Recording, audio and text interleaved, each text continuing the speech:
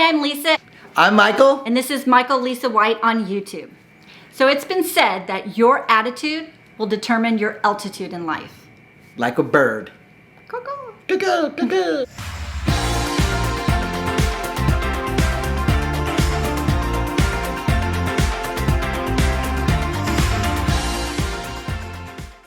So as a woman, I'm going to take a little different approach to this than Mike did, piggybacking off of some of the things he said.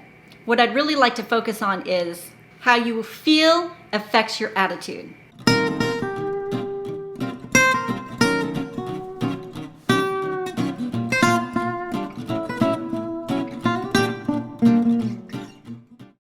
You see, this is your responsibility.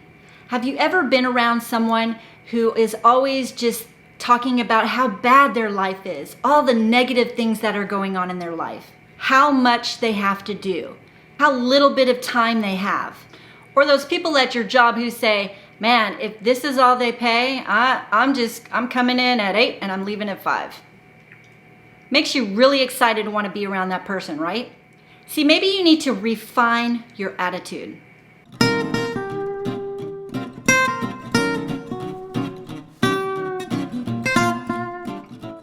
See, you need to accept responsibility for where you're at and where you're going to go in life.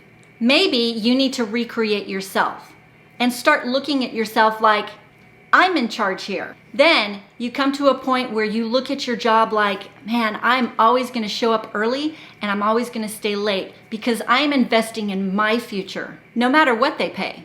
So how you feel affects your attitude. Are you living in the past?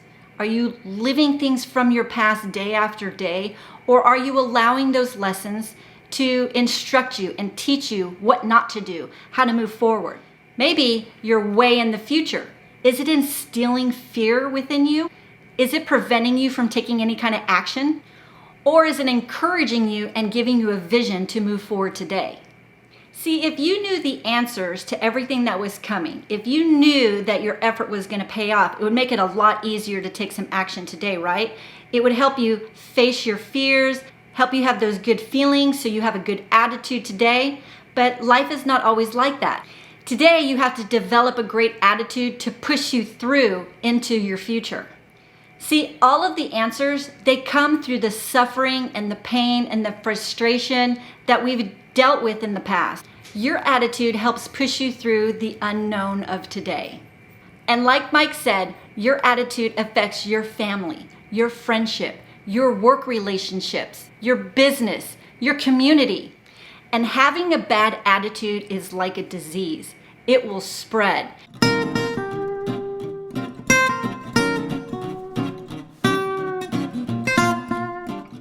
I've been doing the lawn work outside, seeing all the weeds and how quickly they spread if you don't maintain and manage them. It is the same with your attitude. Maybe you've worked in an environment or been a part of an organization where that one person with the bad attitude can affect the whole. Usually that person is either dealt with immediately, let go, or been addressed, that you have a certain amount of time to try to change that attitude so that you can bring a better you to the work environment. But here's the key. You have to learn to handle the negativity because life is going to have negative things that happen.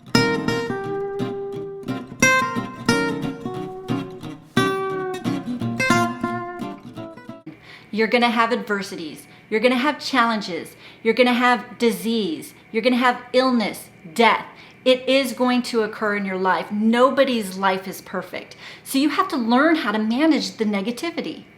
It is a constant battle in life. You see, my mother-in-law, she was one of the most amazing people I know. And she fought and lost to a battle with cancer.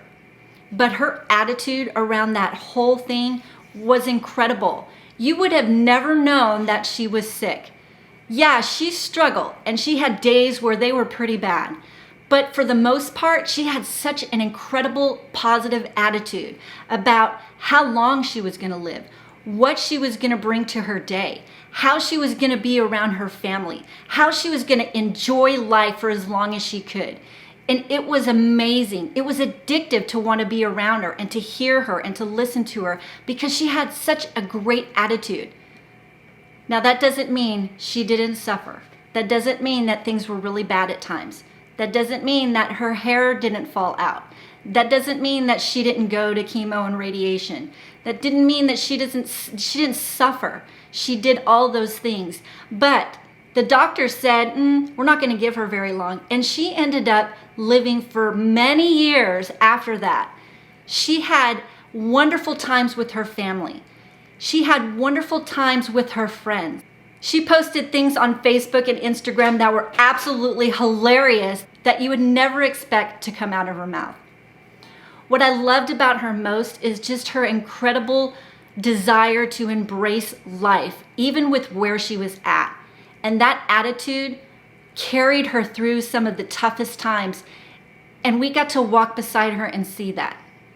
Now that is a great story about having the right kind of attitude. So let's look at some of the aspects of having a bad attitude.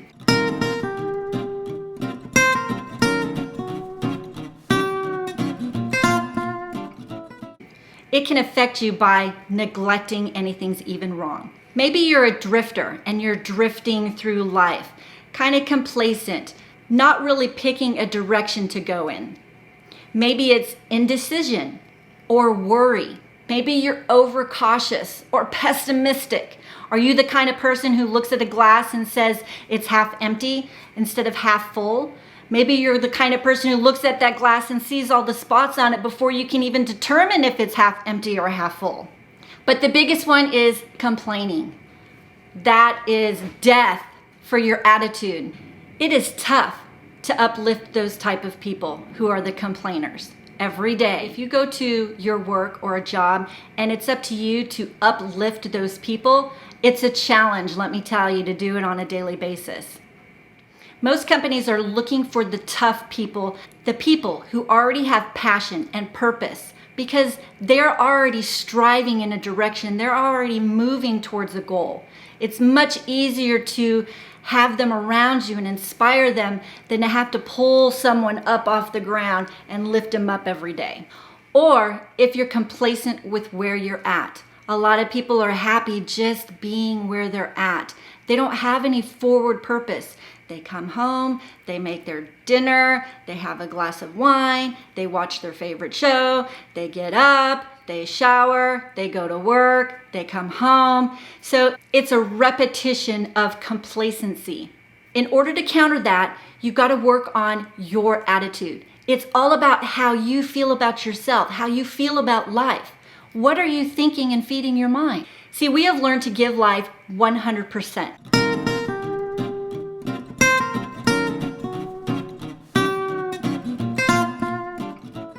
We don't show up and give a half effort.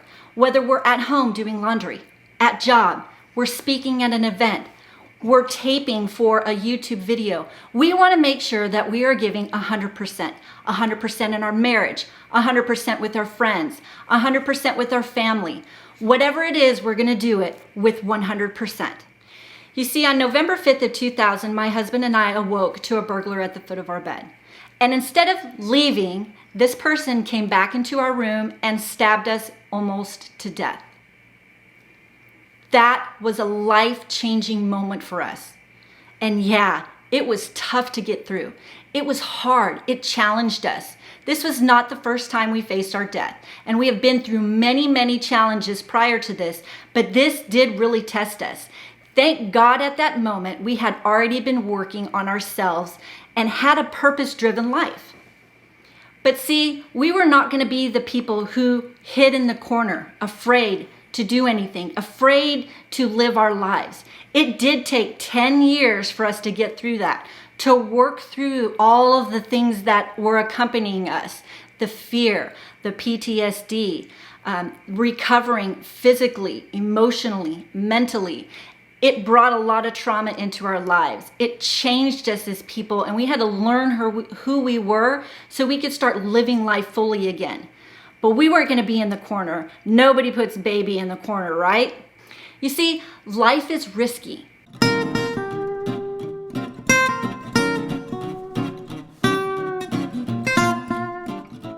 From the moment you were born, it's a risk. You have risk in your marriage. You have risk when you have children. You have risk when you buy your first home. You have risk when you start a business. Life is full of risk. You wake up every morning and it is a risk. No one said it was going to be easy, but it is so worth it. I mean, what an adventure. So my husband and I decided, going through all of that, that it's not how long we live, it's how we live. You know, there's a great phrase, as you think, so shall you be.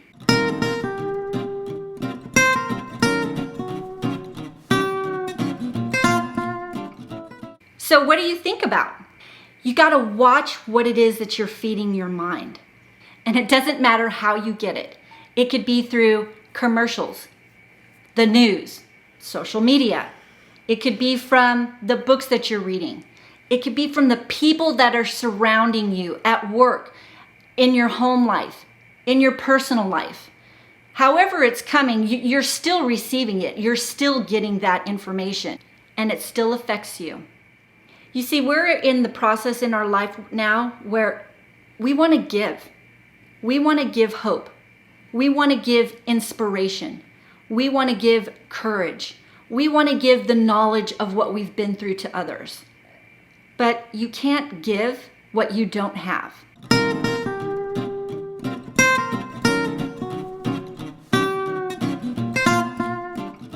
So if you want to give love, it's hard to give love when you don't have love inside.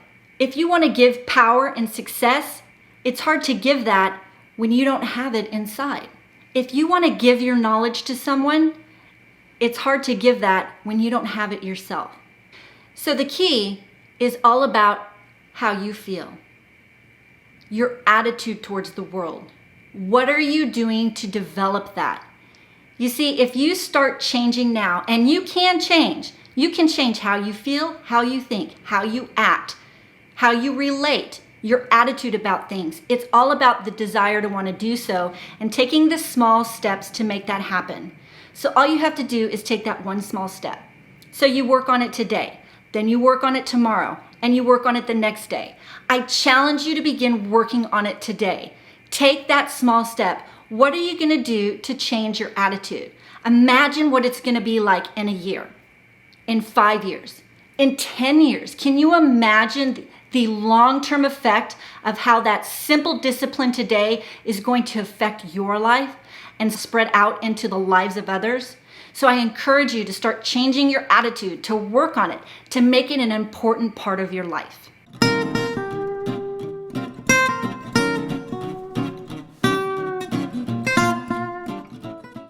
So as you can see, your attitude is incredibly important. It doesn't matter if you're at work, at home, in a relationship. It is key to the success of your future. Yep. So focus on your attitude. So if you like what we did today, hit the like, hit the subscribe, so you can see other videos as they come out. We appreciate every one of you, and we look forward to our next video. We look forward to meeting each and every one of you. So you have a comment, please put that down below, and we'll look forward to seeing you again. And don't forget to work on cultivating your no surrender mindset, because it's an inside job. Till next time.